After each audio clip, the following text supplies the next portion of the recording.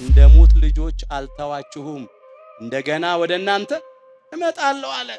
ለጥቂት ጊዜ የተለያቸው በሥጋ እንደገና ግን መጣ፣ በትንሣኤ መጣ። እነሱም እሱን ሲያዩት ሲያውቁት፣ እርሱም እነሱን ሲያያቸው ያን ጊዜ ልባቸው በደስታ ተሞላ። አምላካችን ጌታችን መድኃኒታችን ኢየሱስ ክርስቶስ በመካከላቸው ገብቶ ቆመ።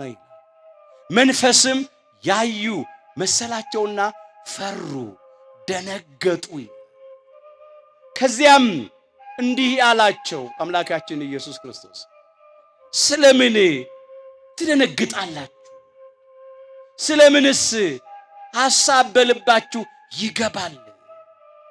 እነሆ እኔው ራሴ እንደሆንኩኝ እጆቼንና እግሮቼን እዩ አላቸው። እንደ ሙት ልጆች አልተዋችሁም፣ እንደገና ወደ እናንተ እመጣለሁ አለ። ለጥቂት ጊዜ የተለያቸው በሥጋ እንደገና ግን መጣ፣ በትንሣኤ መጣ። እነሱም እሱን ሲያዩት ሲያውቁት፣ እርሱም እነሱን ሲያያቸው ያን ጊዜ ልባቸው በደስታ ተሞላ። ተነሽ ወዳጄ ውበቴ ሆይ ስቃይ እንዲወድቅ ከራሴ ላይ። ወወልድ ወመንፈስ ቅዱስ አሃዱ አምላክ አሜን። ክርስቶስ ተንሥአ እሙታን አሰሮ ለሰይጣን ሰላም ኮነ። ክርስቶስ በታላቅ ኃይልና ሥልጣን ከሙታን መካከል ተለይቶ ተነሳ። ሰይጣንንም አሰረው፣ አዳምንም ነፃ አወጣው። ሰላም ከእንግዲህ ወዲያ ደስታና ሰላም ሆነ። የእግዚአብሔር ልጆች፣ የድንግል ማርያም ወዳጆች እንደምን አመሻችሁ። በቸርነቱ ሳይገባን የኃጢአታችንን ብዛትና የሰውነታችንን ክፋት ተመልክቶ ሳያጠፋን ዕድሜ ለንስሐ ሰጥቶ ዳግም በቅድስናው ስፍራ ሰብስቦ ስሙን እንድንጠራ ቃሉን እንድንሰማ የፈቀደልን የአባቶቻችን የቅዱሳን አምላክ የሰራዊት ጌታ እግዚአብሔር ስለማይነገረው ስጦታው ክብርና ምስጋና ይግባው። በቅድሚያ አምላካችን እግዚአብሔር ሁላችንን በቸርነቱ ጠብቆ እንኳን ለብርሃነ ትንሣኤው በዓል በሰላምና በጤና አደረሰን አደረሳችሁ። እዚህ ያደረሰንን አምላካችን እግዚአብሔርን ሁላችንም ከልብ በሆነ ምስጋና እናመስግነው።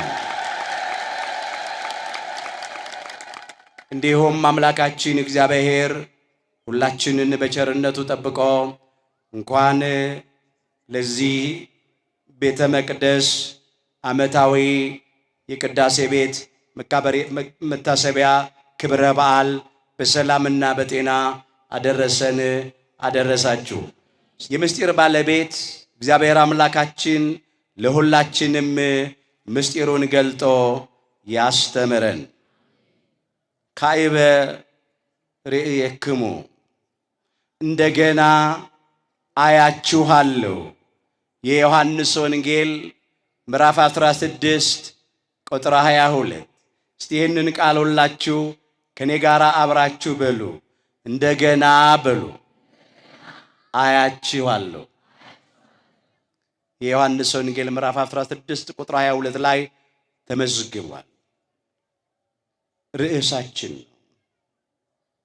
በዚህ ርዕስ ውስጥ በመጀመሪያ አምላካችን ጌታችን መድኃኒታችን ኢየሱስ ክርስቶስ ይህንን ቃል ለቅዱሳን ሐዋርያቱ ለምን መቼ እንደተናገረ እንመለከታለን።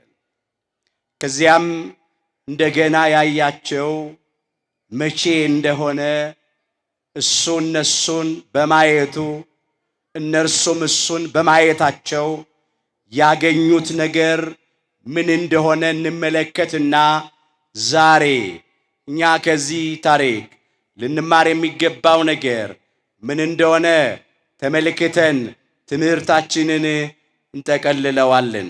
አምላካችን እግዚአብሔር በነገር ሁሉ ማስተዋልን ይስጠን።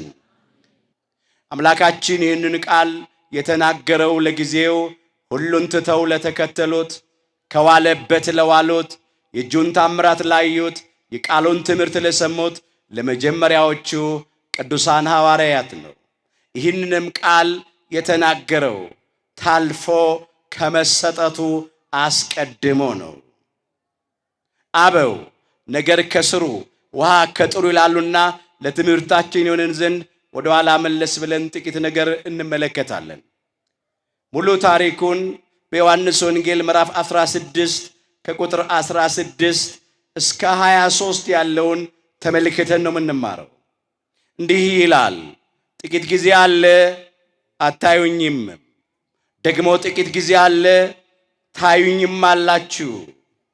እኔ ወደ አብ እሄዳለሁና ይላቸው ነበረ። አምላካችን ጌታችን መድኃኒታችን ኢየሱስ ክርስቶስ ቅዱሳን ሐዋርያቱም ከደቀ መዛሙርቱ አንዳንዶች እርስ በርሳቸው እንዲህ ይባባሉ ነበር፣ ጥቂት ጊዜ አለ አታዩኝም፣ ደግሞ ጥቂት ጊዜ አለ ታዩኛላችሁም፣ ደግሞ እኔ ወደ አብ እሄዳለሁና የሚለን ምንድን ነው አሉ። የሚናገረውን አናውቅም አሉ። ከዚያም አምላካችን ጌታችን መድኃኒታችን ኢየሱስ ክርስቶስ ጥቂት ጊዜ አለ አታዩኝምም፣ ደግሞም ጥቂት ጊዜ አለ ታዩኝም አላችሁ ብሎ ስለተናገራቸው እኔ ወደ አብ እሄዳለሁና ስላላቸው እርስ በርሳቸው እየተነጋገሩ ሊጠይቁት እንደወደዱ አውቆ ይላል። በእርሱ ዘንድ የማይገለጥ የተከደነ የማይታወቅ የተሰወረ ምንም ነገር የለምና የኛ አምላክ ከድርጊት በፊት ያውቃል። በቃል ከመነገሩ በፊት ያውቃል። ከሐሳብም በፊት ያውቃል። ስለዚህ እሱ ራሱ ጠየቃቸው። ጥቂት ጊዜ አለ አታዩኝምም፣ ደግሞ ጥቂት ጊዜ አለ ታዩኛላችሁም ስላልኩ አለ። ስለዚህ ሐሳብ በልባችሁ ለምን ይነሳል? ለምንስ ትመራመራላችሁ ብሎ ሊተረጉምላቸው ጀመረ። ጥቂት ጊዜ አለ አታዩኝምም ያለው ጊዜ ከመቼ አንስቶ ነው ብንል ከዕለተ ዓርብ አንስቶ ለድነት ዓለም ለቤዛ ዓለም መስዋዕት ሆኖ ከቀረበበት ዕለት በተለይም ቅዱስ ነፍሱን ከቅዱስ ሥጋው በ9 ሰዓት በስልጣኑ ላይ በ11 ሰዓት የአርማትያሱ ደጉ ቅዱስ ዮሴፍና የማታው ተማሪ የአይሁድ አለቃ ኒቆዲሞስ ሥጋውን ከችንካር አላቀው ከመስቀል አውርደው በአዲስ በፍታ ገንዘው በአዲስ መቃብር ቀበሩት። በዮሐንስ ወንጌል ምዕራፍ 19 ቁጥር 39 ጀምሮ እንደተመዘገበ ከዚያች ከ11 ሰዓት ጀምሮ ያለችውን ጊዜ ነው ጥቂት ጊዜ አለ አታዩኝም ያላት። እስከ መቼ? እስከ ትንሣኤው ዕለት፣ እስከ ዕለተ ሰንበት፣ እስከ ሐዲስ ኪዳን ሰንበት፣ እስከ ዕለተ እሁድ። ቅዳሜ ለእሁድ አጥቢያ ነው አምላካችን ጌታችን መድኃኒታችን ኢየሱስ ክርስቶስ ሞትን ድል አድርጎ መግነዝ ፍቱልኝ መቃብር ክፈቱልኝ ሳይል በኃይሉና በስልጣኑ የተነሳው። ክብር ምስጋና ለአምላካችን ለጌታችን ለመድኃኒታችን ለኢየሱስ ክርስቶስ። ጥቂት ጊዜ አለ አታዩኝምም ከዕለተ ዓርብ 11 ሰዓት እስከ ትንሣኤው ዕለት ያለው ጊዜ፣ ዓርብ ቅዳሜና እሁድ እስኪነሳበት ቅዳሜ ለእሁድ አጥቢያ ያለችው ጊዜ። ደግሞ ጥቂት ጊዜ አለ ታዩኝም አላችሁ አላቸው። እሱ ደግሞ ከትንሣኤው አንስቶ እስከ ዕርገት ያለው 40 ቀን ነው። ጥቂት ጊዜ አለ ታዩኝም አላችሁ ያላቸው። ከዚያ በኋላ እኔ ወደ አብ እሄዳለሁ አለ። እኔ ወደ አብ እሄዳለሁ ማለቱ ነገረ ዕርገቱን ነው። ከአባቴ ዘንድ ወጥቼ ወደ ዓለም መጥቻለሁ፣ ደግሞ ዓለምን እተዋለሁ፣ ወደ አባቴ እሄዳለሁ አለ። ይህን ነበር የሚነግራቸው። እነሱ ግን አልገባቸውም። ምንድነው ይሄ? ጥቂት ጊዜ አለ አታዩኝም፣ ደግሞ ጥቂት ጊዜ አለ ታዩኝም አላችሁ የሚለን ምንድነው? እኔ ወደ አብ እሄዳለሁ የሚለው ምንድነው እያሉ ግራ ሲጋቡ ነገራቸው። ከዚያም እንዲህ አላቸው፣ እናንተ ታዝናላችሁ፣ ታለቅሳላችሁ፣ ሙሾም ታወጣላችሁ አለ። መቼ? ጥቂት ጊዜ አለ አታዩኝም ባልኳችሁ ጊዜ ማለቱ ነው። አዎ ለድነት ዓለም ለቤዛ ዓለም ታልፎ ከተሰጠበት ዕለት አንስቶ ያለውን የነሱን መከራ ነው የነገራቸው። ታዝናላችሁ፣ ታለቅሳላችሁ፣ ሙሾ ታወጣላችሁ። ዓለም ግን ደስ ይለዋል። ዓለም ያለው አሕዛብን ኢአማንያንን አረማውያንን ነው። ዓለም ያለው ክርስቶስን በግፍ ሰቅለው የገደሉትን ጸሐፍት ፈሪሳውያንን፣ የአይሁድን ካህናትና ሽማግሌዎችን እነሱን ነው እንዲህ ያለው። ሁለቱ ተስማምተው ሮማውያን ከውጪ ፖለቲካዊ ክስ አዘጋጅተው ምን የሚል ንጉሳችሁ እኔ ነኝ ይላል፣ እኛ ንጉሳችን ቄሳር ነው ብለው፣ እሱ ግን በባህሪው ሞት የሌለበት በመንግስቱ ሽረትና እልፈት ለውጥ የሌለበት የዘላለም ንጉስ ነው፣ የነገስታትም ንጉስ ነው። ክብር ምስጋና ለአምላካችን ለጌታችን ለመድኃኒታችን ለኢየሱስ ክርስቶስ። ግን አላወቁት። የኛ ንጉስ ቄሳር ነው አሉ። እንዴት ንጉስ ነኝ ይላል? እንዴት ንጉስ ነው ተብሎ ሰዎች ይከተሉታል አሉ። ውስጥ ያሉት ደግሞ ሃይማኖታዊ ክስ አመጡ።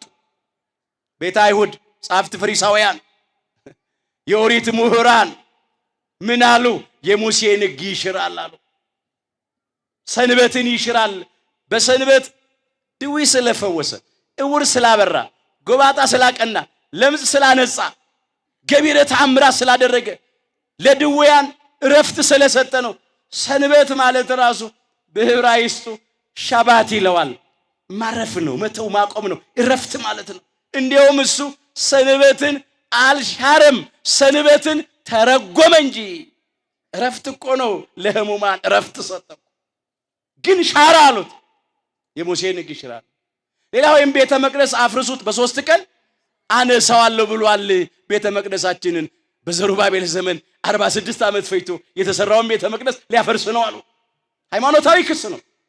በዮሐንስ ወንጌል ምዕራፍ 2 ቁጥር 19 ላይ ነው ይህን ቤተ መቅደስ አፍርሱት በ3 ቀን አነሳዋለሁ።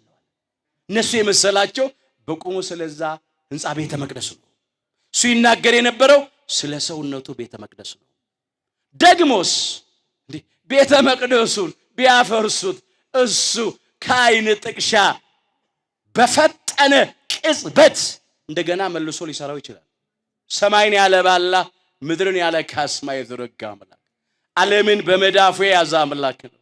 ይህንን የሚታየውን ዓለም ካለመታየት ወደ መታየት፣ ካለመኖር ወደ መኖር አምጥቶ የፈጠረ እሱ ነው። አንድ ቀን ከመታየት ወደ አለመታየት ያሳልፈዋል፣ እንደ መጎናጸፊያ ይጠቀልለዋል። እነሱ ግን ከበዳቸው። ይህን 46 ዓመት የፈጀ ቤተ መቅደስ እንዴት በ3 ቀን ይሰራዋል? እሱ ግን ስለ ሰውነቱ ቤተ መቅደስ ይናገር ነበር። ምን ማለቱ? አፍርሱት ማለት ምንም በፈቃዱ ለድነት ዓለም ለቤዛ ዓለም መስዋዕት ሆኖ ሊቀርብ ቢገለጥም በግፍ ሰቅለው የሚገድሉት ናቸውና አፍርሱት አለ። ስቀሉኝ፣ ሰቅሉት ዘንድ ነበራቸውና ግደሉኝ፣ ግን በ3ኛው ቀን ሞትን ድል አድርጌ እነሳለሁ፣ አነሳዋለሁ ማለት ነው። ደቀ መዛሙርት ይላል ይቀጥልና ክርስቶስ ስለ ሞቱና ስለ ትንሣኤው እንደተናገረ ከሙታን ተለይቶ በተነሳ ጊዜ አመኑ ይላል። ክርስቶስ የተናገረውን ቃልና የመጻሕፍትን ቃል አመኑ። ለካ ይህን ቤተ መቅደስ አፍርሱት በ3 ቀን አነሳዋለሁ ይል የነበረው ስለ ሰውነቱ ነው። በስጋ ስለመሞቱ ስለመቀበሩ፣ በ3ኛው ቀን ሞትን ድል አድርጎ ስለመነሳቱ ነበር ብለው ቃሉን አመኑ፣ መጻሕፍቱንም አመኑ ይላል። ይሄ ግን ፖለቲካዊ ሃይማኖታዊ ክስ መጣበት። ሌላው ሃይማኖታዊ ክስ ራሱን ከእግዚአብሔር አብ ጋር ከእግዚአብሔር ጋር አስተካክሎ ይናገራል አሉ። ምንድን ነበር ያለው? አባቴ እስከ ዛሬ ድረስ ይሰራል እኔም ደግሞ እሰራለሁ አለ። በዚህ በዮሐንስ ወንጌል ምዕራፍ 5 ቁጥር 17 ላይ መቼ 38 ዓመት ሙሉ በደዌ ዳኛ በአልጋ ቁራኛ ተጣብቆ ሲሰቃይ የነበረውን ያንን ድዊ በሽተኛ ተነሳና አልጋህን ተሸክመ ሂድ አለው። ያን ጊዜ የተናገረው ቃል አባቴ እስከ ዛሬ ይሰራል እኔም ደግሞ እሰራለሁ። አባቴ እስከ ዛሬ ይሰራል ሲል አንዳንድ ጊዜ እግዚአብሔር መልአክ ከሰማይ ይወርድና ቤተስዳን ወይም ያንን ቤተሳሂል የምህረት ቤት የፈውስ ቤት ተብሎ የሚጠራውን መጠመቂያዊቱን ያናውጻል። ተሽቀዳድሞ የገባ አንድ ሰው ከማንኛውም አይነት ደዌው ይፈወሳል፣ ይድናል። አባቴ እስከ ዛሬ ይሰራል እንደዚህ እኔም ደግሞ ምን አደርጋለሁ? እሰራለሁ። እኔ ደግሞ ዕውር አበራለሁ አለ፣ ጎባጣ አቀናለሁ፣ ለምጽ አነጻለሁ፣ ሽባ አረታለሁ፣ ድውይ እፈውሳለሁ። ይህንን ደግሞ በሽተኛዬን መጻጉዕ ተነሳና አልጋን ተሸክመ ሂድ እለዋለሁ፣ እኔም ደግሞ እሰራለሁ። ለምን? እኔና አብ አንድ ነን ብሏል በዮሐንስ ወንጌል ምዕራፍ 10 ቁጥር 30 ላይ። በስልጣን በመለኮት በባህሪ በአገዛዝ በህልውና በመንግስት ይህን ሁሉ በመሳሰለው አብ ወልድና መንፈስ ቅዱስ ዘላለም ቅድስት ሥላሴ ክብር ምስጋና ለዘላለም ቅድስት ሥላሴ ነው። አንዱ ከአንዱ አይበልጥም፣ አንዱ ከአንዱ አያንስም። አንዱ ያለ አንዱ የነበረበት ዘመን የለም፣ አንዱ ያለ አንዱ የሚኖርበት ዘመንም አይኖርም። ግን አላወቁ እንዴት ራሱን ከእግዚአብሔር ጋር አስተካክሎ እግዚአብሔር አባቴ ነው ይላል ብለው ሃይማኖታዊ ክስ አዘጋጁ። ስለዚህ ከውስጥ ቤተ አይሁድ ሃይማኖታዊ ክስ፣ ከውጪ ቤተ አሕዛብ ሮማውያን ደግሞ ኢአማንያኑ ፖለቲካዊ ክስ አዘጋጁና ተባብረው ነው ክርስቶስን ሰቅለው የገደሉት። በዚያ ዘመን ሮማውያን እስራኤላውያንን ቅኝ ይገዙ ነበረ። ግን ክርስቶስን ሰቅለው በመግደል ሁለቱ ተባበሩ። ሮማውያን ጣዖት አምላኪዎች ናቸው፣ አሕዛብ ናቸው። ስድ ነው የሚኖሩት ያለ ሕግ ያለ ሥርዓት። አይሁዳውያን ቤተ እስራኤል በእግዚአብሔር ስም ተጠርተዋል። የሚመሩበት ሕገ ኦሪት ተሰጥቷቸዋል። የእግዚአብሔር ሕዝብ ተብለዋል። ነገር ግን ኢአማንያኑ ከአማንያኑ ጋራ ጣዖት አምላኪያኑ እግዚአብሔርን ከሚያመልኩት ጋራ ክርስቶስን ሰቅለው በመግደል ተባበሩ። ወንበዴውን፣ ማጅራት መቺውን፣ ነፍሰ ገዳዩን፣ በርባንን ፈተው ለቀቁ። የሰላምን አምላክ፣ የሰላምን አለቃ፣ የሰላምን አባት፣ የሰላምን ንጉሥ ሰላማዊ ኢየሱስ ክርስቶስን ግን ሰቅለው ገደሉ። ዓለም ደስ ይለዋል አለ። ዓለም ያላቸው የዲያብሎስና የሰራዊቱን ማደሪያዎች ሮማውያኑንና ክፎቹን አይሁዳውያንን ነው ዓለም ያለው። በመኖሪያቸው ዓለም አላቸው። ዓለም ደስ ይለዋል፣ ክርስቶስን ሰቅሎ በመግደል ደስ ይለዋል። አዎ፣ እናንተ ግን ታዝናላችሁ፣ ታለቅሳላችሁ። እስቲ በሉ ነገር ግን በሉ ሐዘናችሁን ወደ ደስታ ይለወጣል። የዮሐንስ ወንጌል ምዕራፍ 16 ቁጥር 20 ላይ ነው የተመዘገበው። ነገር ግን ሐዘናችሁ ወደ ደስታ ይለወጣል። ሐዘናችሁ ወደ ደስታ ይለወጣል። ከዚያ በምሳሌ ነገራቸው። ምሳሌ አነሳ። አንዲት ሴት አለ የመውለጃዋ ወራት ሲደርስ ታዝናለች፣ ትጨነቃለች። ሕፃን ከወለደች በኋላ ግን ሰው በዓለም ተወልዷልና ስለ ደስታዋ መከራዋን በኋላ አታስበውም አላቸው። ምሳሌ ነው ያነሳው። አንዲት ሴት የጸነሰች ሴት ልትወልድ ስትቃረብ ምጥ ሲመጣ ትጨነቃለች፣ ታዝናለች። እንዲሁም አንዳንድ ጊዜ እናቶች ምን ይላሉ? የዛሬን ብቻ ሁለተኛ አልጸንስም ከምጡ ከጭንቁ የተነሳ ይላሉ። አሁን እግዚአብሔር ለሕክምና ባለሙያዎች በሰጠው ጥበብ የእናቶቻችንን ምጥና ጭንቅ እንደው የሚቀንስ የሚያስታግስ ነገር አዘጋጁ እንጂ እናቶቻችን ሁላችን የወለዱት እየተጨነቁ ነው የተወለዱት። በጭንቅ ነው በምጥ ነው የወለዱት። ስለዚህ ያቺ ሴት በምጥ እንደምትጨነቅ መውለጃው ወራት ሲደርስ እናንተም አሁን እያማጣችሁ ነው፣ እናንተም ታዝናላችሁ። ይሄ ለእናንተ የምጥ ጊዜ ነው፣ የጭንቅ ጊዜ ነው አላቸው። ሕፃን ከወለደች በኋላ ግን ደስ ይላታል። አዋላጆቹ ምን ይላሉ ራሳቸው? ልጁን አንሺው ምጡን እርሺው። ሕፃኗን ስታይ አይኗን በአይኗ ስታይ የአይኔ ማረፊያ የልቤ ተስፋ የሆነ ልጅ ወለድኩ ብላ እናት ደስ ይላታል። ያ ምጥ ሁሉ ያ ጭንቅ ሁሉ ይረሳታል። በቃ ስለ ደስታዋ መከራዋን ኋላ አታስበውም ማለት ደስታዋ መከራዋን ያስረሳታል። ስለዚህ ደግማ ወደ ባለቤቷ ትገባለች፣ እንደገና ትጸንሳለች። ያማ ባይሆን ኖሮ እንደ ምጡ ከባድነት ቢሆን ወገኖቼ በልጇ ባትደሰትና መከራዋን ባታስበው ኖሮ ደግሞ መጽነስ እኮ የለም፣ ደግሞ መውለድም አይኖርም። በቃ ይቀር ነበር። ምናልባት እንደዚህ መሆን በዓለም ላይ እንዳለው ከ7.5 ቢሊዮን ሕዝብ በላይ ያለ ነው የሚባለው በዓለም ላይ እንደዚህም አይነት ብዙ ሰው አይኖርም ነበር። ግን ደግሞ ተነግሯል። ሴቲቱን እንዲህ አላት አምላካችን እግዚአብሔር አዳምና ሔዋን እምነታቸውን ባጎደሉ አምላካቸውን በበደሉ ሕግ በተላለፉ ጊዜ እንዲህ አለ፣ እነሆ በጸነሽ ጊዜ ጭንቅሽን እጅግ አበዛዋለሁ። ጭንቅሽን ምን እለዋለሁ? እጅግ አበዛዋለሁ። በጭንቅ ተወልጃለሽ፣ ፈቃድሽም ወደ ባልሽ ይሆናል ይላል። ፈቃድሽ ወደ ምን ይሆናል? ወደ ባልሽ ይሆናል። በጭንቅ ነው የሚወልዱት። ከዚያ በኋላ ደግሞ ተመልሰው ወደ ባለቤታቸው ይገባሉ፣ ይጸንሳሉ፣ እንደገና ይወልዳሉ። ይሄ ነው በቃ አነጻጽሮ አመጣ። አሁን ለእናንተ የምጥ ጊዜ ነው፣ የጭንቅ ጊዜ ነው።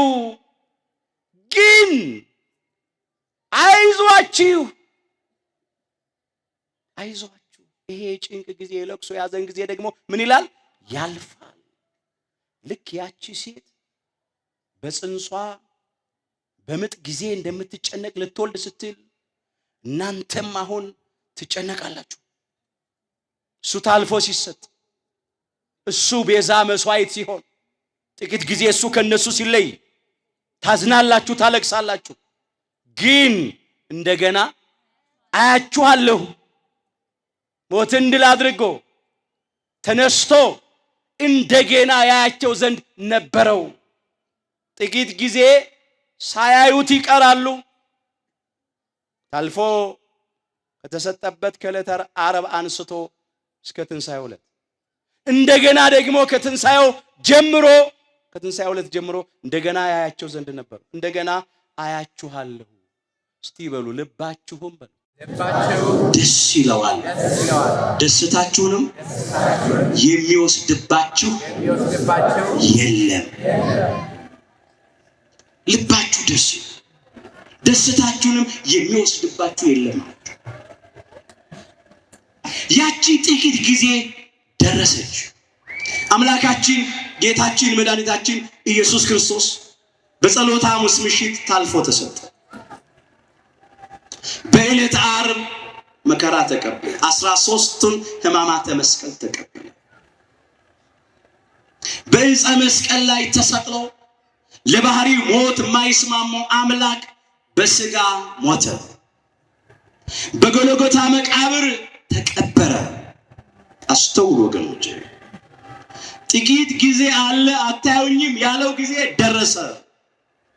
ዕለተ ዓርብ ካሁን ከመስቀል ይወርዳል ብለው ይጠብቁ ነበረ።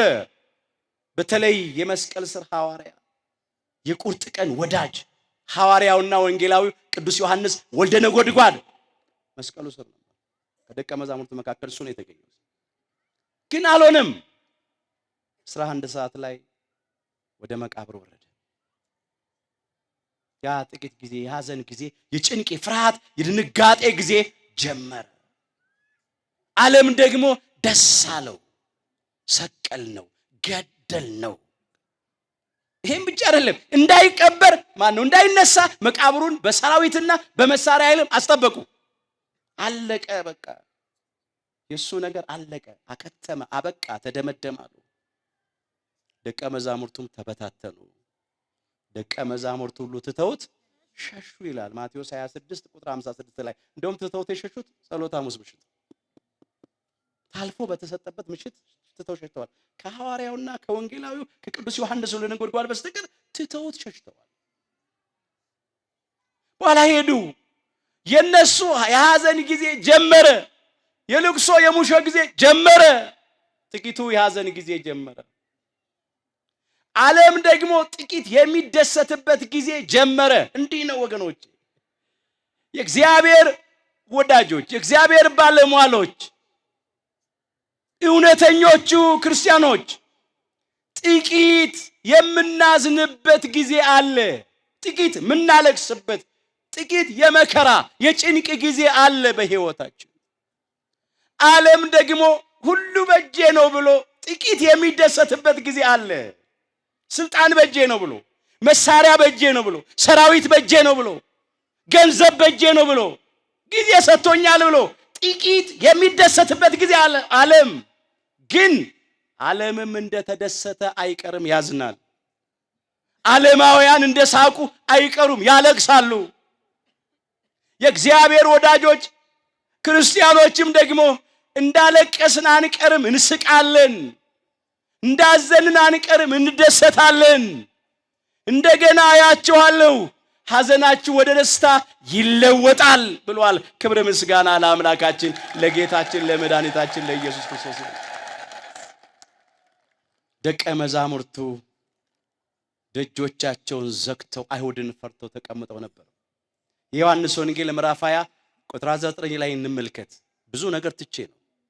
እንዲህ ይላል፣ ያም ቀን እሱም ከሳምንቱ ፊተኛው ይላል። የሳምንቱ የመጀመሪያው ቀን መቼ ነው? ዕለተ እሁድ ነው። አምላካችን እግዚአብሔር ፍጥረታትን አንድ ብሎ አሃዱ ብሎ መፍጠር የጀመረው በዕለተ እሁድ ነው። ደግሞ ለስነ ፍጥረት የመጨረሻው ቀን መቼ ነው? ቅዳሜ ነው፣ ሰባተኛው ቀን። አሁን እዚህ ጋር የሚያነሳው ዕለተ እሁድን ነው። በሳምንቱ ፊተኛው ቀኑ ምን ባለ ጊዜ? በመሸ ጊዜ። በቁሙ ፀሐይ ጠልቃለች ነው። እዚህ ላይ ሌላም ምስጢር አለ። ቀኑ በመሸ ጊዜ ደቀ መዛሙርቱ ይላል ተሰብስበው በነበሩበት አይሁድን ስለፈሩ ክርስቶስን ሰቅለው የገደሉ ክፎቹ ለኛም አይመለሱም ብለው ፈርተው ጭብጥ ኩርምት ብለው ሲያዝኑ ሲያለቅሱ ነበሩ፣ ደጆቻቸውን ዘግተው። ኢየሱስ ክርስቶስ መጣ ይላል፣ በመካከላቸውም ቆመ ይላል። ደጆቹ እንደተዘጉ ሳይከፍት ገባ።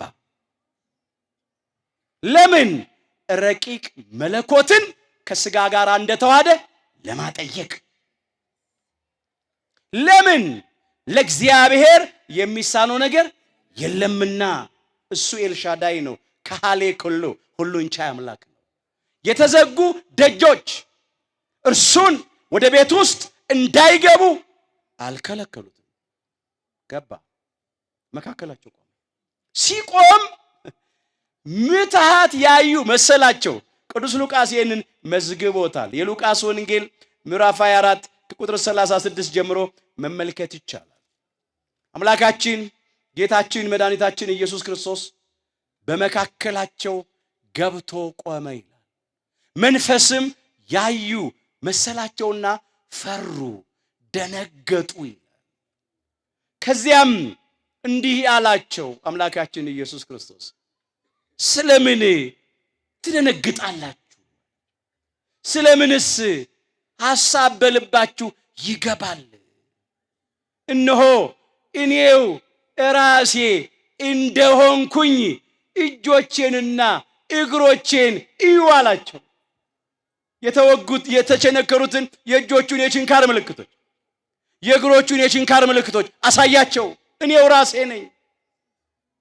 እነሆ መንፈስ ወይም ምትሃት ስጋና አጥንት የለውም፣ አይጨበጥም፣ አይዳሰስም፣ አይነካም። እኔው እንደሆንኩ ግን የችንካር ምልክቶቹን ዳሳችሁ ነክታችሁ አረጋግጡ አላቸው። ጎኔንም እዩት፣ የተወጋው ጎኔን እዩ አለ። እኔው ራሴ ነኝ፣ ሰላም ለእናንተ ይሁን አላቸው። ሰላም ለእናንተ ይሁን፣ አስታረቅኳችሁ፣ ታረቅኳችሁ አለ። ከባህሪ አባቱ ከእግዚአብሔር አብ ከባህሪ ሕይወቱ ከእግዚአብሔር መንፈስ ቅዱስ ጋር ከራሱም ከእግዚአብሔር ወልድ ከኢየሱስ ክርስቶስ ጋር ታርቆናል፣ አስታርቆናልና ሰላም ለእናንተ ይሁን አላቸው። አትጨነቁ፣ አትፍሩ፣ አትታወኩ፣ አትደንግጡ፣ እኔው ራሴ ነኝ አላቸው። እስቲ በሉ ደቀ መዛሙርቱም በሉ ጌታን ባዩ ጊዜ ደስ አላቸው። ደስ ይበላችሁ፣ ደስ አላቸው። የዮሐንስ ወንጌል ምዕራፍ 20 ቁጥር 20 ላይ ነው ይሄ ቃል የተመዘገበው። ደቀ መዛሙርቱም ጌታን ባዩት ጊዜ ምን አላቸው? ደስ አላቸው። ሁለት ጊዜ ነው ያዩት። መጀመሪያ ሲያዩት ፈሩ፣ ደነገጡ፣ ተጨነቁ።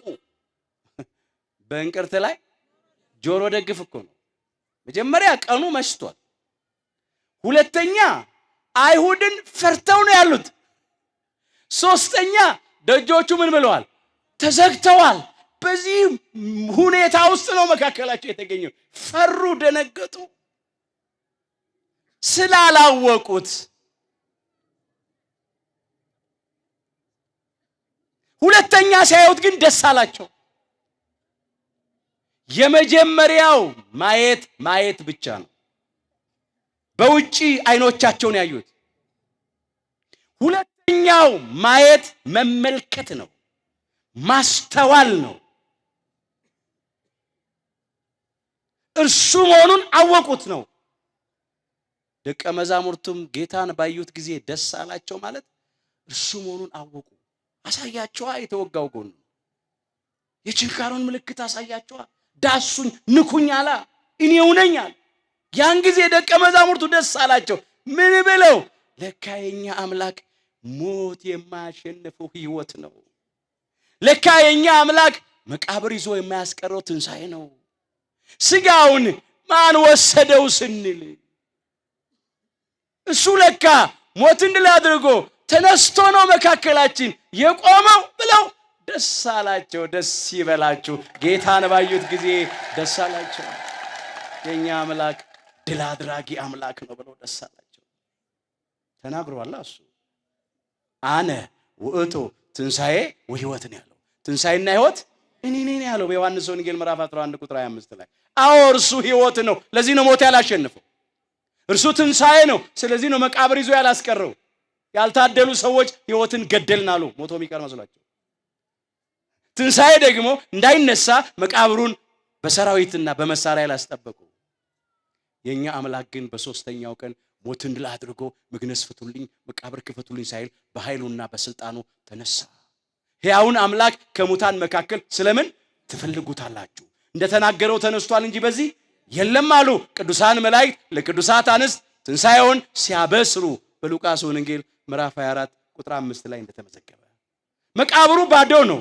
ድንጋዩ ተንከባሏል። የአመፃ መዝገብ ተገልብጧል። የሞት መውጊያ ተሰብሯል። ጠላት ዲያብሎስንና ሰራዊቱን ከመንገዳችን ላይ በመስቀሉ ጠርቆ አስወግዶልናል። ክፉዎች ክርስቶስን ሰቅለው የገደሉ አፍረዋል። አዳምና እኛ ልጆቹም ከብረናል። ክብር ምስጋና ለአምላካችን ለጌታችን ለመድኃኒታችን ለኢየሱስ ክርስቶስ። እንደገና ያቸው እንደገና መጣ። እንደገና አያችኋለሁ። አሁን ደግሞ ጥቂት ጊዜ አለ ታዩኝም አላችሁ የሚለው ጊዜ ደረሰ። አያቸው።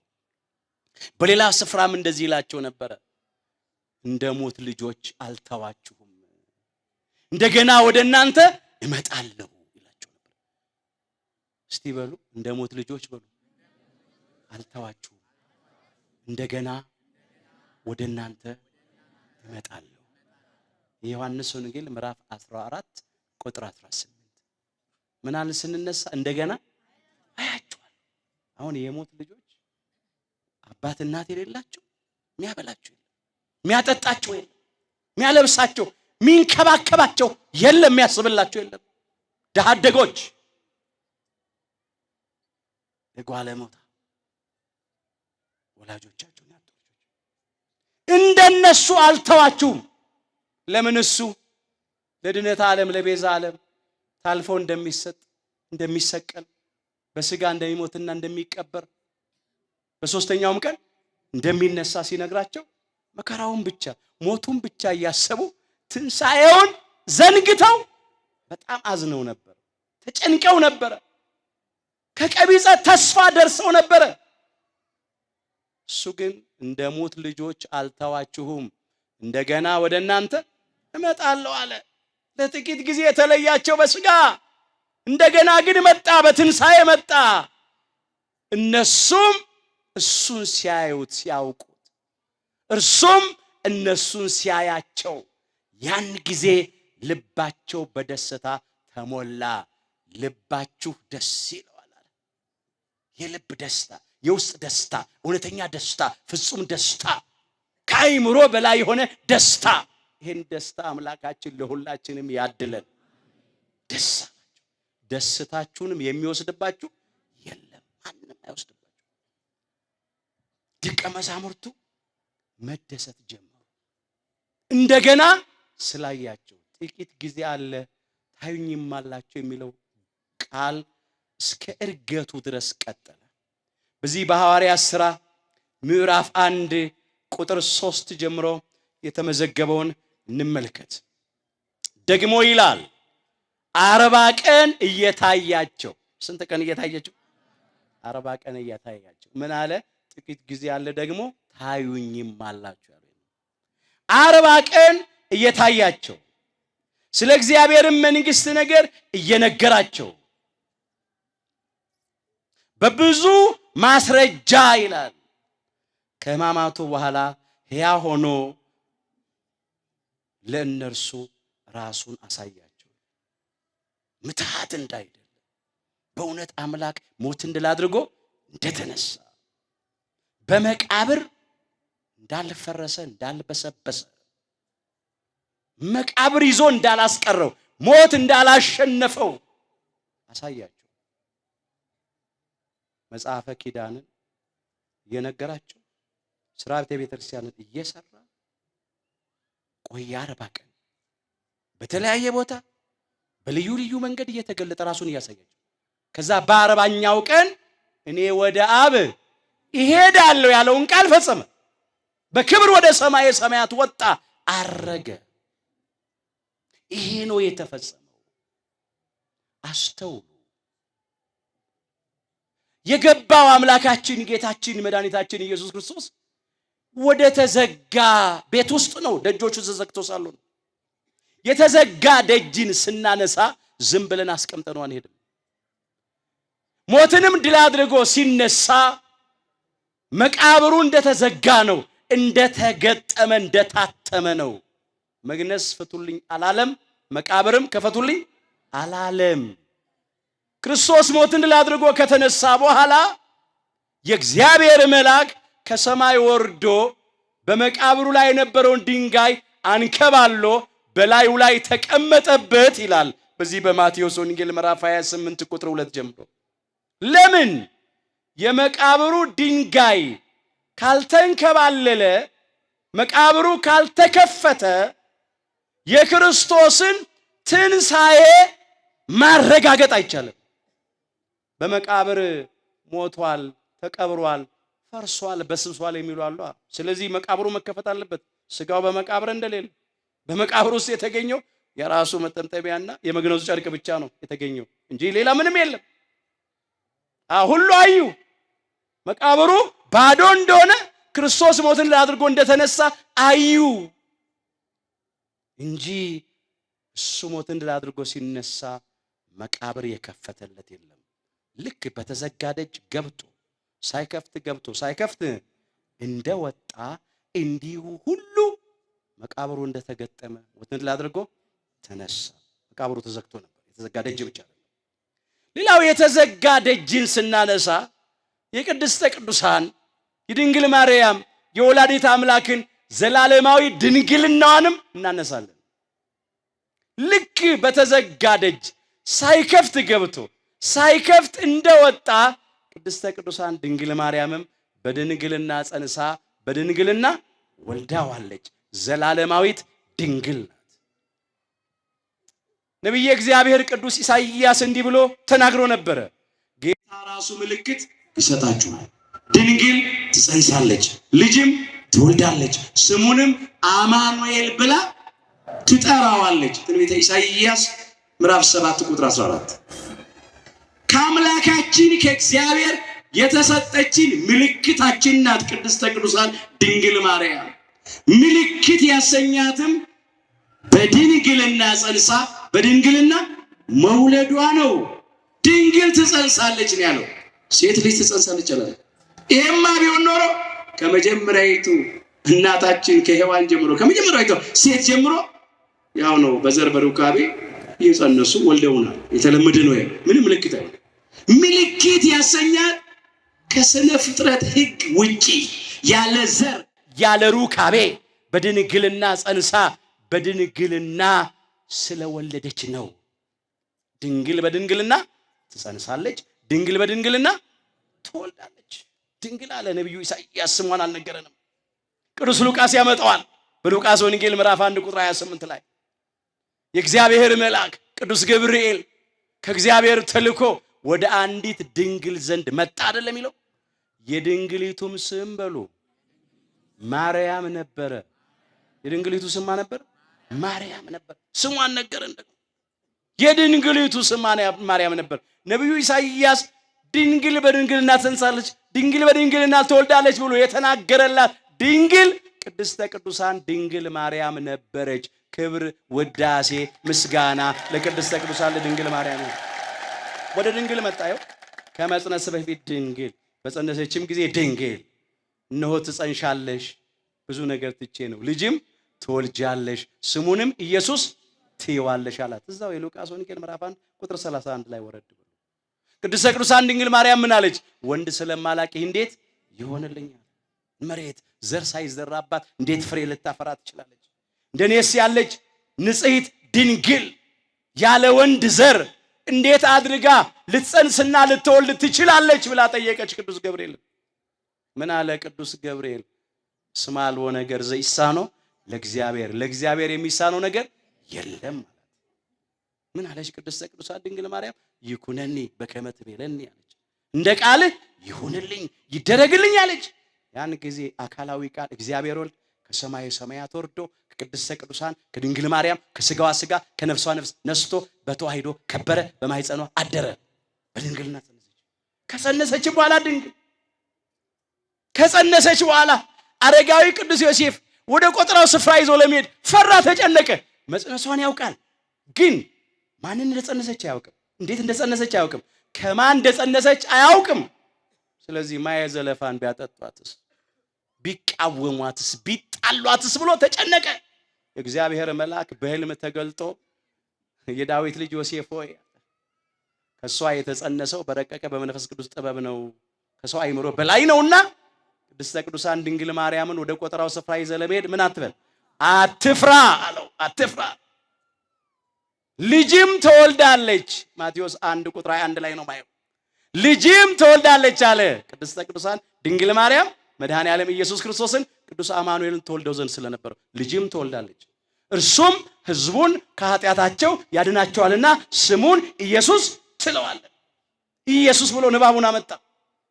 ሕዝቡን ከኃጢአታቸው ያድናቸዋል ብሎ ትርጉሙን አመጣ።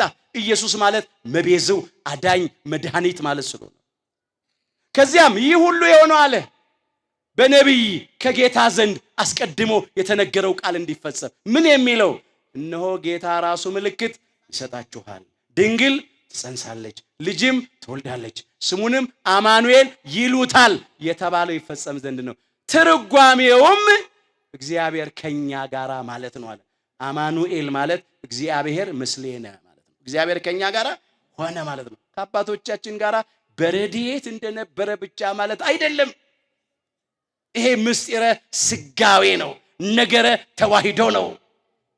አካላዊ ቃል እግዚአብሔር ወልድ ከሰማየ ሰማያት ወርዶ ከቅድስተ ቅዱሳን ከድንግል ማርያም ከስጋዋ ስጋ ከነፍሷ ነፍስ ነስቶ በተዋሂዶ ከብሮ በእርሷ ባህሪ ከሷ ተወልዶ በስጋ ማርያም ተገለጠ። አምላክ ሰው ሆነ፣ ሰው አምላክ ሆነ ማለት ነው። ሚረዳን፣ የሚያድንን፣ ነፃ የሚያወጣን ሰው በጠፋ ጊዜ እሱ ሰው ሆኖ ሰው አደረገን። ክብር ምስጋና ይግባው። ይህን ማለት ነው ከኃጢአት በስተቀር በነገር ሁሉ አምላክ ሰው ሆነ። በቅድስተ ቅዱሳን በድንግል ማርያም በኩል እግዚአብሔር ከኛ ጋር ሆነ። ከሷ ተወልዶ በሷ ባህሪ ተመልጦ ዘመድ ሆነን። መጀመሪያም ቅዱስ ገብርኤል እኮ ይሄን ያላት እግዚአብሔር መስሌኪ ያላት። እግዚአብሔር መስሌኪ አማኑኤል ማለት እግዚአብሔር ምስሌነ ማለት ነው። እሷን ምን አላት ሲያበስራት? እግዚአብሔር ምስሌኪ። እግዚአብሔር ከማን ጋር ነው? ከአንቺ ጋር ነው። ከስጋሽ ስጋ ከነፍስሽ ነፍስ ነስቶ ከሁለት ባህሪ አንድ ባህሪ ከሁለት አካል አንድ አካል በተዋሂዶ ከብሮ ከአንቺ ይወለድ ዘንድ አለው። አምላክ ሰው ይሆናል፣ ቃል ስጋ ይሆናል። ይሄን የተፈጸመ አስተውሉ። ከጸነሰች በኋላም ድንግል፣ ከመውለድ በፊት ድንግል፣ በወለደች ጊዜ ድንግል፣ ከወለደችውም በኋላ ዘላለማዊት ድንግል ናት። ይሄንን ነብዩ ቅዱስ ሕዝቅኤል እንዲህ አድርጎ አምጥቶታል። ትንቢተ ሕዝቅኤል ምዕራፍ 44 ቁጥር 1 ጀምሮ እንመልከተው። ወደ ምስራቅም ወደሚመለከተው በስተውጭ ወዳለው ወደ መቅደሱ በር አመጣኝ። ወደ ምኑ በር አመጣኝ? ወደ መቅደሱ በር አመጣኝ። ተዘግቶም ነበረ። ምን ብሎ ነበር? ተዘግቶ ነበረ። እግዚአብሔርም ይህ በር ተዘግቶ ይኖራል እንጂ አይከፈትም፣ ሰውም አይገባበትም፣ የእስራኤል አምላክ እግዚአብሔር ገብቶበታልና ተዘግቶ ይኖራል። አሁን በቆሙ በምድር ላይ በዓለማችን ውስጥ በስተምስራቅ አቅጣጫ በሰው እጅ የተሰራ ቤተ መቅደስ የተዘጋ ደጁ የማይከፈት ማንም የማይገባበት ኖሮ አይደለም። ቤተ መቅደስ የሚታነጸው እኮ ደጆቹ ተከፍተው ገብተን እኛ ለአምልኮቱ እንድንበረከክ ለክብሩ እንድንዘምር እንድንጸልይ እንድናመሰግንበት ነው። የለም ቢፈለግም አይገኝም። ይሄ በምስጢር የተነገረ ነው። ምስራቅ ብሎ ያነሳ ምስራቅ የፀሐይ መውጫ ነው። አማናዊቷ ምስራቅ የፀሐይ ጽድቅ የኢየሱስ ክርስቶስ መውጫ ቅድስተ ቅዱሳን ድንግል ማርያም ናት። በምስራቅ ትመሰላለች። እሱ በፀሐይ ይመሰላል። እስቲ በሉ ስሜን ለምትፈሩት ለእናንተ በሉ የጽድቅ ፀሐይ ትወጣላችኋለች። ትንቢተ ሚልክያስ ምዕራፍ 4 ቁጥር 2 ለጊዜው ለእስራኤል ዘሥጋ ተነገረ፣ ፍጻሜው ለአዳምና ለልጆች ሁሉ ተነገረ። አዎ የጽድቅ ፀሐይ ይወጣላችኋል ተባለ። ይህ የጽድቅ ፀሐይ አምላካችን ጌታችን መድኃኒታችን ኢየሱስ ክርስቶስ ነው። ከብርሃን የተገኘ ብርሃን አንቀጸ ብርሃን ተብላ ከምትጠራው የብርሃን በር ከምትባለው ከአማናዊቷ ምስራቅ ከቅድስተ ቅዱሳን ከድንግል ማርያም ተወልዶ የተገለጠ የጽድቅ ፀሐይ፣ የሕይወት ፀሐይ፣ የትንሣኤ ፀሐይ፣ የነፃነት ፀሐይ ነው። እውነተኛው ብርሃን እሱ ነው። ጠፈር ደፈር የማይከለክለው ጨለማ ያላሸነፈው የማያሸንፈው የማይጠፋ ብርሃን ለዘላለም የሚያበራ ብርሃን። ምን አለ እሱ? አነ ውእቱ ብርሃኑ ለዓለም፣ የዓለም ብርሃን እኔ ነኝ። በዮሐንስ ወንጌል ምዕራፍ 8 ቁጥር 12 ላይ የዓለም ብርሃን እኔ ነኝ። እውነት ነው። እሱ የዓለም ብርሃን ነው። እሷ ደግሞ እመ ብርሃን ናት፣ የብርሃን እናት ናት። እሱ ፀሐይ ጽድቅ ነው። እሷ ደግሞ እመ ፀሐይ ናት። ወልዳ ሰጥታለች። ስለ እሷ ነው የተነገረው። ሊቁ እንዲህ ነው ያላት፣ ምስራቀ ምስራቃት ሞፃ ፀሐይ ነው ያላት። የፀሐይ መውጫ የምስራቆች ምስራቅ ናት ቅድስተ ቅዱሳን ድንግል ማርያም። ስለዚህ በምስራቅ ተመሰለች። ወደ ምስራቅ ወደሚመለከተው በስተውጭ ወዳለው ወደ መቅደሱ በር ምን አደረገኝ? አመጣኝ ወደ መቅደሱ። በሩ ምን ብሎ ነበር? ተዘግቶ ነበር። መቅደስ አለ አካል ሰውነቱ። በሩ ተዘግቶ ነበር። ማኅተመ ድንግልናውን ነው የሚያጠይቀው። ምን አለ? ይህ በር ተዘግቶ ይኖራል እንጂ አይከፈትም። ቅድስተ ቅዱሳን ድንግል ማርያም ለዘላለም በድንግልና ትኖራለች እንጂ ድንግልናዋ ምን አይልም? አይጠፋም። ለምን? ሰውም አይገባበትም። ማን ስለገባበት? የእስራኤል አምላክ እግዚአብሔር ገብቶበታልና ተዘግቶ ይኖራል። እሱ ባደረበት ማህፀን ማንም አላደረም አያድርም። ቅድስተ ቅዱሳን ድንግል ማርያም ተቀዳሚ ተከታይ የሌለው አንድያ ልጇ የበኩር ልጇ በስጋ ወልዳ የሰጠችን አምላካችን ጌታችን መድኃኒታችን ኢየሱስ ክርስቶስን ብቻ ነው። እሱንም በድንግልና ጸንሳ በድንግልና ወልዳን የሰጠችን። ስለዚህ ለዘላለም በድንግልና ትኖራለች። ክብር ውዳሴ ለቅድስተ ቅዱሳን ለድንግል ማርያም። ልክ በተዘጋው ደጅ ሳይከፍት ገብቶ እንደተዘጋ ደጁ ሳይከፍት እንደወጣ ቅድስተ ቅዱሳን ድንግል ማርያምም በድንግልና ጸንሳ በድንግልና ወልዳዋለች። ይሄንንም ያጠይቃል የተዘጋው ደጅ። እንግዲህ ታሪኩ እዚህ ጋር ይብቃንና ምስጢሩን እናምጣው። እንደገና አያችኋለሁ። ለጊዜው ደቀ መዛሙርቱን አያቸው፣ እንደገና አያቸው። ምስጢሩ አዳምና እኛ ልጆቹን ሁሉ እንደገና አየን። ትዝ ይላችኋል። አልቃሾቹ ሐዘንተኞቹ ለጊዜው ደቀ መዛሙርቱ ነበሩ። ግን አልቃሾች ሐዘንተኞች ደቀ መዛሙርቱ ብቻ አይደሉም። አዳምና ልጆች ሁሉ አልቃሾች ነበሩ፣ ሐዘንተኞች ነበርን። በመርገመ ሥጋ ላይ መርገመ ነፍስ፣ በሞተ ሥጋ ላይ ሞተ ነፍስ፣ በርደተ መቃብር ላይ እርደተ ሲኦል ተፈርዶብን በሥጋ ሞት ወደ መቃብር መውረድ፣ በነፍስ ሞት ወደ ሲኦል መውረድ፣ የሞት ሞት ተፈርዶብን እናለቅስ ነበር። በሲኦል ጨለማ ውስጥ ተዘግተን እንኖር ነበረ። ማንን እየፈራን? ዲያብሎስንና ሰራዊቱን እየፈራን። ደቀ መዛሙርቱ አይሁድን ፈሩ። ስለዚህ ደጆቻቸውን ዘግተው እያዘኑ እያለቀሱ ነበሩ። እኛ ደግሞ በዲያብሎስና በሰራዊት ቁጥጥር ስር ስለነበርን በፍርሃት ነበርን። ቅዱስ ጳውሎስ ይህንን ያመጣዋል በዕብራውያን መልእክቱ ምዕራፍ 2 ቁጥር 14 ላይ እንግዲህ ልጆቹ አለ፣ እኛን ያዳምን ልጆች ነው፣ በስጋና በደም ስለሚካፈሉ አለ። እርሱ ደግሞ አለ አምላካችን ጌታችን መድኃኒታችን ኢየሱስ ክርስቶስ ነው፣ በሞት ላይ ስልጣን ያለውን ይኸውም ዲያብሎስ ነው ይላል። በሞት ላይ ምን ያለውን? ስልጣን ያለው። በሞት ላይ ስልጣን የነበረው ዲያብሎስ ነው።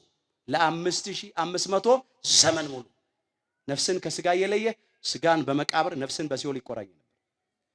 በሞት ላይ ስልጣን ያለውን ይኸውም ዲያብሎስ ነው አለ። በሞቱ እንዲሽረው አለ። ዲያብሎስንና ሰራዊቱን ከስልጣን የሻረው ከአለቅነት የገፈፈው በሞቱ ነው። በሞቱ ሞታችንን የሻረ በትንሣኤው ትንሣኤያችንን ያበሰረ አምላካችን ጌታችን መድኃኒታችን ኢየሱስ ክርስቶስ ክብር ምስጋና ይግባው። በሞት እንዲሽር በሕይወታቸው ሁሉ አለ። እስቲ በሉ ስለ ሞት ፍርሃት በሉ። በባርነት ይታሰሩ የነበሩትን ሁሉ ነፃ እንዲያወጣ በስጋና በደም እንዲሁ ተካፈለ። አስተውሉ ወገኖች፣ በሕይወታችን ሙሉ ስለ ሞት ፍርሃት በባርነት እንታሰር ነበረ። ነፃነት አልነበረንም። ደቀ መዛሙርቱ ነፃነት አልነበራቸው። አይሁድን ፈርተው ደጆቻቸውን ዘግተው ነበረ። ወደ ተዘጋው ደጅ ነው ሄደው። አዳምና ልጆቹ በዲያብሎስ ቁጥጥር ስር ሆነን በሲኦል ተዘግተን በጨለማ ነበር፣ በፍርሃት በጭንቀት ነበርን። ማን ከዛ ያድነን ነበር? ማን ከዛ ያወጣን ነበር? ወደ ተዘጋ ደጅ ገብቶ ብቻ አይደለም ሰላም ለእናንተ ይሁን ብሎ የምስራች ያበሰራቸው። በሲኦል ተዘግተው ወደ ነበሩትም ነፍሳት ወርዷል። አምላክ ሰው ሆኖ ሰው አምላክ ሆኖ በስጋና በደም እንዲሁ ምን አለ ተካፈለ። ምስጢረ ተዋሂዶ ነው። ምስጢረ ስጋዌ ነው። ቃል ስጋ ሆነ ማለት ነው። አምላክ ሰው ሆነ ማለት ነው።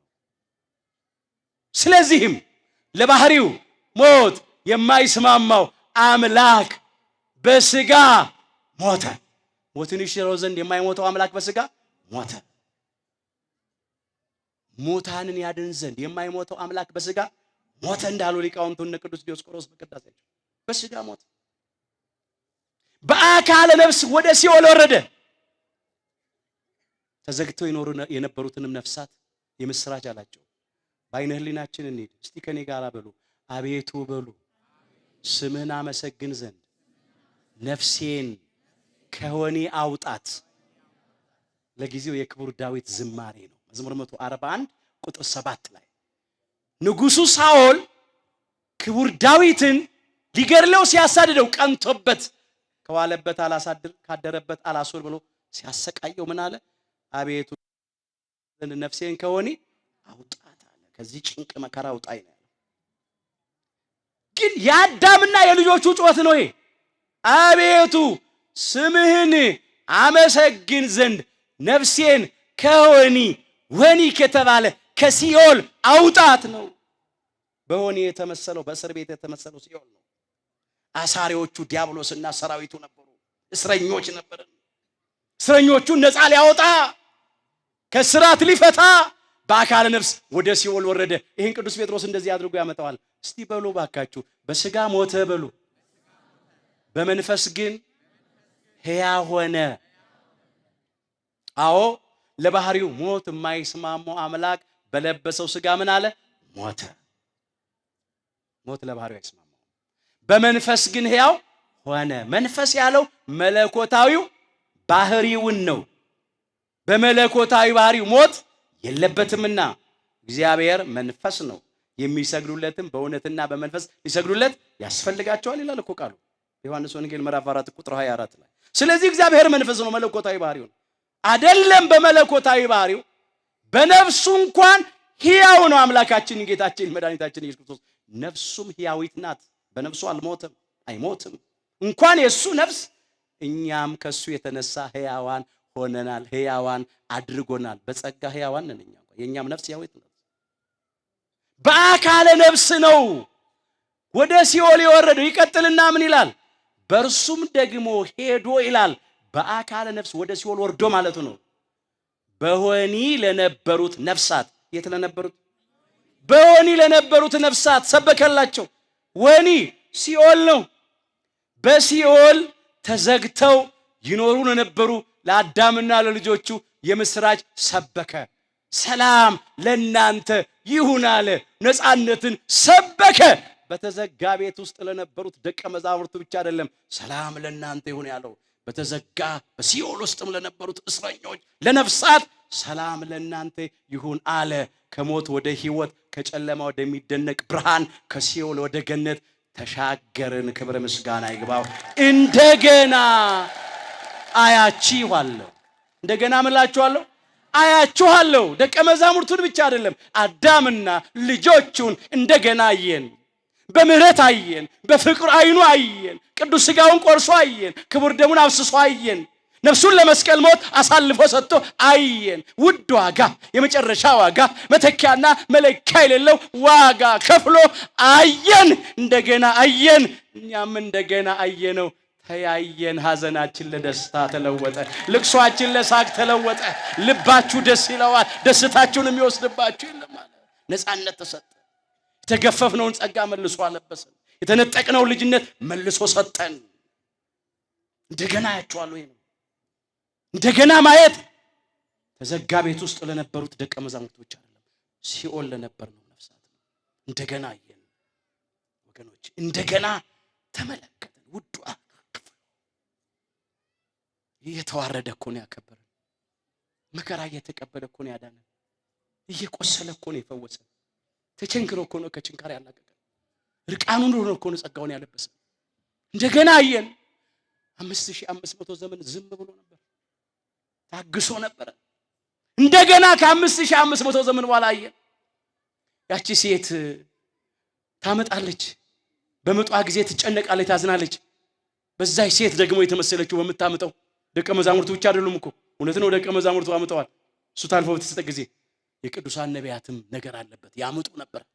አምላክ ይወርዳል፣ ይወለዳል፣ ለድኅነተ ዓለም ለቤዛ ዓለም ይሰቀላል፣ በስጋ ሞቱ ይቀበራል፣ ሞትን ድል አድርጎ ይነሳል፣ በክብር ያርጋል፣ ዳግም ለፍርድ ይመጣል እያሉ ትንቢት እየተናገሩ ያመጡ ነበር። እነሱ ይጨነቁ ነበር። ሰው ዓለም ተወለደ፣ ስለ ደስታቸው መከራውን ኋላ አያስቡም። ለነሱም ተወለደ፣ ለኛም ተወለደ። የተናገሩት የትንቢት ቃል ተፈጸመ። እግዚአብሔር ላይ ያደርጋ አይናገርም፣ ከተናገረ ያደርጋል። ሐሰት ለባህሪው አይስማማውም፣ በቃሉ የታመነ እንደገና አያችኋለሁ። አሁንም እንደገና ሁላችንን ይየን። ወደኛ ህይወት ባጭር ነገር ላምጣውና ለጠቅልለው እንደገና አያችኋለሁ። ዛሬም ክርስቲያኖች ጥቂት የሐዘን ጊዜ አለብን፣ ጥቂት የመከራ ጊዜ አለብን። በግል ህይወታችን ሊሆን ይችላል፣ በቤተሰብ ጉዳይ፣ በማህበራዊ ጉዳይ፣ በቤተ ክርስቲያናችን ጉዳይ፣ በሀገራችን ጉዳይ ሊሆን ይችላል። ጥቂት የሐዘን የመከራ የጭንቅ ጊዜ አለ። በተለይ በዚህ በመጨረሻው ዘመን ዋዜማ ያለን ጥቂት ጊዜ አለ፣ የመከራ ጊዜ። በዚያን ጊዜ ለመከራ አሳልፈው ይሰጧችኋል፣ ይገድሏችሁማል። ስለ ስሜ በአሕዛብ ሁሉ የተጠላችሁ ትሆናላችሁ ብሏል አምላካችን ኢየሱስ ክርስቶስ የማቴዎስ ወንጌል ምዕራፍ 24 ቁጥር 9 ላይ። ስለ ዳግም ምጽአቱና ስለ ዓለም መጨረሻ ምልክት በተናገረ ጊዜ ያነሳው ቃል። አዎ ለመከራ አሳልፈው ይሰጧቸዋል። አሁን ክርስቲያኖች ለመከራ ታልፈው የተሰጡ እያየን ነው። ክፉዎች እኮ ገዳም ድረስ ገብተው መነኮሳትን እያረዱ ነው። ካህናት አገልጋዮችን እያረዱ ነው። ምዕመናንን ማተባቸውን መስቀላቸውን እያዩ እየገደሉ ነው። ከዚህ በላይ ምን አለ? እኔ መጽሐፍ ጠቅሼ ከምነግራችሁ በላይ ዘመኑ ራሱ ይናገራል። ሰው ያወቀው ፀሐይ የሞቀ አደባባይ ምስጢር ነው። ለመከራ አሳልፎ ይሰጧችኋል፣ ይገድሏችሁማል። ስለ ስሜ በስሙ ስላመንን፣ በስሙ ስለተጠራን፣ በስሙ ስለምንመሰክር፣ በስሙ ስለምንሰበሰብ፣ በስሙ ስለምንመዘምር፣ ስለምናመሰግን፣ እንደ እግዚአብሔር ፈቃድ በጎ ለማድረግ ጽድቅ ለመስራት ስለ ስሙ በስሙ ስለምንፍጨረጨር እንደ ወንጀለኛ እንቆጠራለን። ዓለም ደቀ መዛሙርቱን አልወደደም፣ ጠላ። ዓለም ክርስቶስን ሰቅሎ ገደለ። ዓለም እኛንም ዛሬ አይወደንም፣ ይጠላናል፣ ያሳድደናል። ዓለም እንኳን ለኛ ለአምላክም አልተኛም። ከዓለም ምንም እንዳትጠብቁ። ዓለም በርባኖችን ይለቃል። ወንበዴዎች፣ ነፍሰ ገዳዮች፣ ማጅራት መቾች፣ በንጹሃን ደም የሚታጠቡ በጠራራ ፀሐይ ሰው የሚገርሉ ሰዎች ማንም አይጠይቃቸው። ንጹሃን ክርስቲያኖች አገልጋዮች ድምፀ አራዊቱን ግርማ ሌሊቱን ታግሰው በጾም በጸሎት በስግደት ተጠምደው ስለ ሀገር፣ ስለ ወገን፣ ስለ ዓለም ሁሉ የሚጸልዩ ሰዎች እንደ ወንጀለኛ ይተረዳሉ። ይሄ የሐዘን ጊዜ ነው፣ የመከራ ጊዜ ነው። አዎ ዓርብ የምትመስል ቅዳሜ የምትመስል ቀን አለች፣ የሐዘን የመከራ ጊዜ። አሁንም አምላካችን እያየ እንዳላየ ዝም ብሏል፣ እየሰማ እንዳልሰማ ዝም ብሏል። የታለ እስክንል ድረስ አየንም እንዴ እስክንል ድረስ ምን እስኪደረግ ነው የሚጠብቀው እስክንል ድረስ ስንቱን ልንገራችሁ። በርስ በርስ ጦርነት እየተላለቀን ነው። ሐዘንተኞች ነን፣ ሙሾ እያወጣን ነው። ኢትዮጵያዊ ኢትዮጵያዊን ነው፣ ክርስቲያን ክርስቲያን ነው የሚገድለው። እርስ በርስ ነው የምንጣላው፣ የምንባላው፣ የምንገዳደለው። ማንም ከዚህ አያተርፍም። በረሃብ በኑሮ ውድነት እየተሰቃየን ነው። በበሽታ በገዛ ሀገራችን ስደተኞች ሆነን የወገኖቻችን ተፈናቅለው በየመጠለያ ጣቢያው እኮ ነው። ወጥቶ ለመግባት እኮ ስጋት ነው ዛሬ። እንዴ ከከተማ ወጥቶ ለመግባት ስጋት እኮ ነው። እንመለስ ይሆን አንመለስ ይሆን? ሰው በገዛ ሀገሩ በገዛ ወገኖቹ መካከል ከዚህ በላይ ምን ዓርብ ቀን ይምጣ? ምን ቅዳሜ ይምጣ? ደቀ መዛሙርቱ አይሁድን ፈርተው አይደል ጭብጥ ኩርምት ብለው ደጃቸውን የዘጉት። እኛም እኮ እንደሰው ነን። ትዝ ይላችኋል ክርስቶስ የመጣው ቀኑ ምን ባለ ጊዜ ነው? በመሸ ጊዜ እኛም ቀኑ መሽቶብናል። እግዚአብሔር የጨለመውን ቀን ያብራልን። አንዳንድ ሰው ግራ ሲገባው፣ አጣብቀኙ ሲገባ፣ ማጣፊያው ሲያጥርበት፣ በሞት ጥላ ሲከበብ፣ አልሞላ ሲለው ምን ይላል? ቀኑ የጨለመብኝ። ጨለማ ማለት መከራ ነው።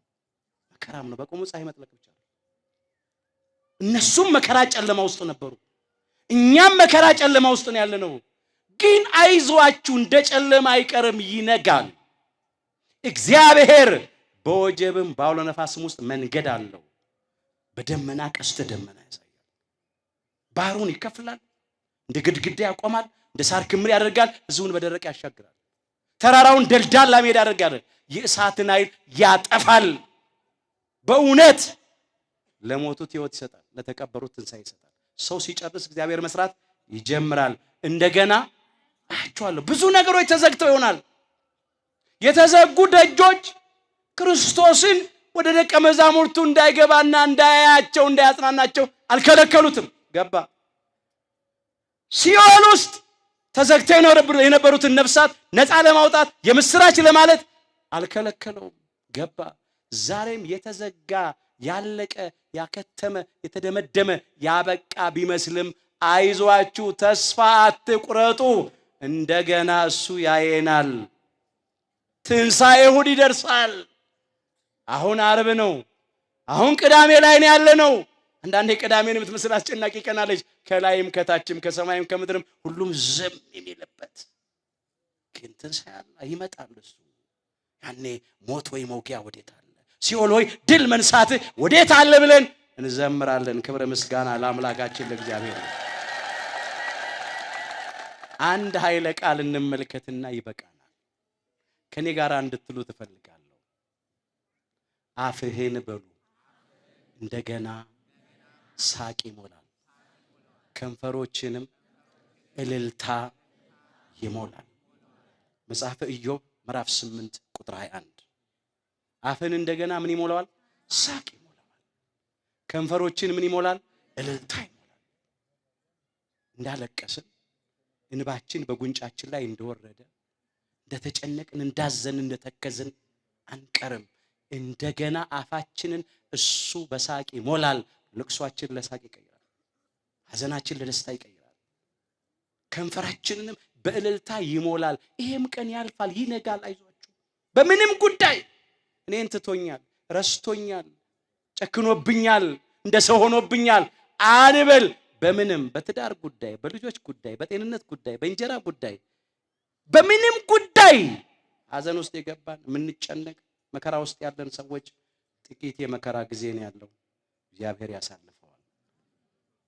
እንደገና አያችኋለሁ። የዮሐንስ ወንጌል ምዕራፍ 16 ቁጥር 22። በሐዘን በመከራ በጭንቅ ያለነው ሁላችንን እንደገና ይየን። በእውነት ልባችንን ከሱ በሆነው ፍጹም ደስታ ይሙላልን። የሁላችንን መጨረሻችን አምላካችን እግዚአብሔር በቸርነቱ ያሳምርልን።